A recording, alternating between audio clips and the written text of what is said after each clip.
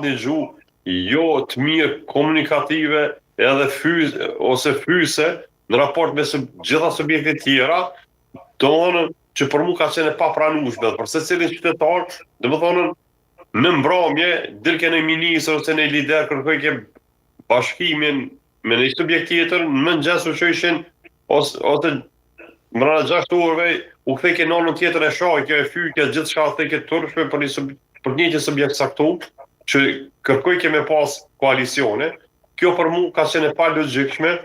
Ky narracion thysh ti do me ndërtu dikan me diçka të mirë ose me ndërtu një koalicion ose një marrëveshje politike e deleshen paradite diskuton e mazite deleshan, kjo nuk ka logjik për menimin tem sepse nuk e pranojnë, nuk është e pranueshme let për asnjë lider ose për asnjë kuvendar se nuk shkon, domethënë votuesi të rënd të pyet qysh ka mundësi të pyet gjithmonë ton kohën po të çonën në mëngjes po çosh të marrëveshje.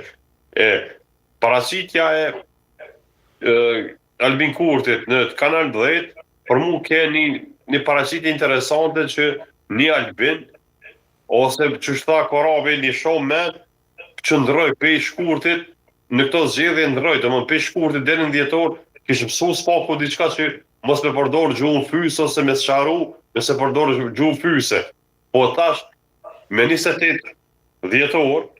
shohim a kjo gjuhë a ka mu pranu normal apo ka mu ndëshku, apo ka mu vlerësu ma shumë. Kjo varet pej verdiktit të sovranit që e jep në teren, ose sa arrin palët në teren, mi prek e mi bit me dal me votu Albini ose në subjekt tjetër. Kjo tregon që koalicionet edhe kjo duhet gjuha e komunikimit me subjekte politike duhet me qenë pak ma relative. Relaksume në fakt, jo relative, por relaksume, si pasoj që nesër keme pasën komunikim me zveti. Ne e dim, domethënë